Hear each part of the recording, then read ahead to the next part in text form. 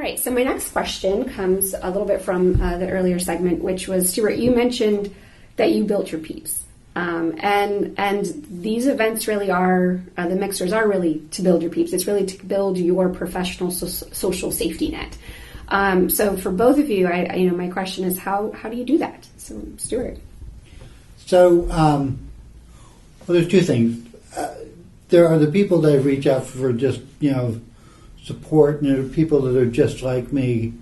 And you just kind of got to jump in with 2 feet and start with the people that you know, and it grows from there.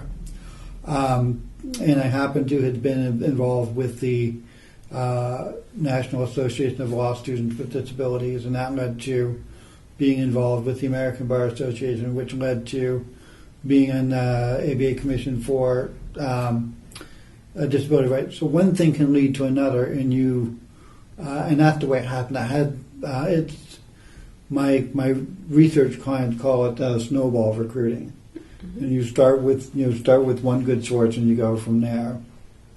But the other thing is, more broadly, just thinking about your career, I think you just have to approach people with just genuine curiosity. I spent too much of my early career, especially when I was trying to make partner, approaching each engagement like a job interview, and not just, what is it that you do and how do you do it? What do you find compelling? With no sort of expectation, that this conversation is going to lead to a job offer or a reference or anything like that. Just have genuine curiosity, learn what people do, educate yourself, and enjoy that. Just getting to know people and let your, curiosity take you. And that, it'll build your network, and it will eventually lead to some of those other things as well. But, I think if you approach it that way, you take a lot of the pressure off. Mm-hmm. Linda, I see you nodding your head and pointing yes. Yes, I agree with so many of the things Stuart just said.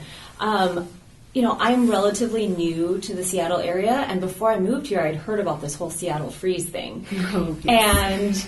And I did feel that initially, but I have found that I have been able to grow my network here in Washington so much faster than I was able to in California. Really? Once I kind of started talking to people and just meeting people. And I completely agree with what Stuart said about approaching every conversation with a sense of curiosity. And because I personally am introverted and I do not like networking events, and I am not the person who will walk into the room and meet 20 different people. I might go to a networking event and meet 3 people, but have very interesting and deep conversations with them and end up having coffee with all 3 of them and then becoming best friends with one of them. That's just the way I work. And I think that when I embraced that about myself and just said, you know what, that's okay. I'm not going to leave this event with 20 business cards. But I might I might leave with 2 events on my calendar, right? And I'm also not good at giving an elevator pitch of myself and my firm. I can't do that. I get really awkward and I find it to be really embarrassing.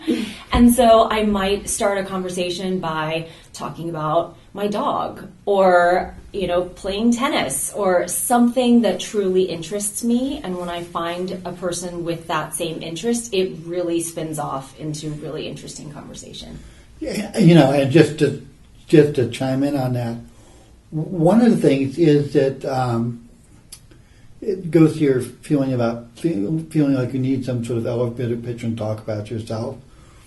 The whole idea, ideally you should talk about them. Mm-hmm. And, learning to be a good listener and a good sort of inquisitor mm-hmm. is super helpful. Both because you're going to get more educated, it's going to take less stress for you, and just developing really good active listening skills mm-hmm. is just, especially if you're young in your career, you're looking to do something else.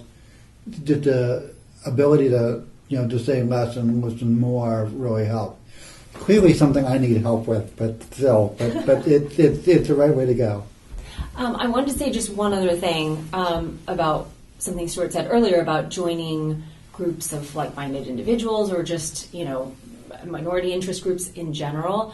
I find that sometimes newer attorneys are, for some reason, reluctant to join these types of groups, and I find them to be so valuable just for connections. Mm-hmm. Meeting people, I think there is that immediate sense of commonality when you meet someone who might look like you or come from the same area as you or practice the same area of law, and then from there you can spin off multiple connections.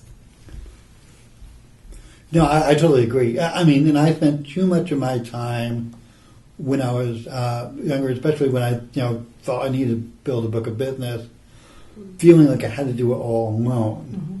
And when you realize that you've got WISBA, ABA, all those other sorts of things, there's these ready-made platforms for you to sort of jump in, and you will be part of the family right away. And I did not start doing this till I had been in practice for over a dozen years. Mm-hmm. And the very first thing I thought to myself is, oh goodness, why didn't I try with this? This is so easy. If I had done this as a first, second, and third year and kind of gotten my feet wet, I'd be even further ahead than I am now. Mm-hmm.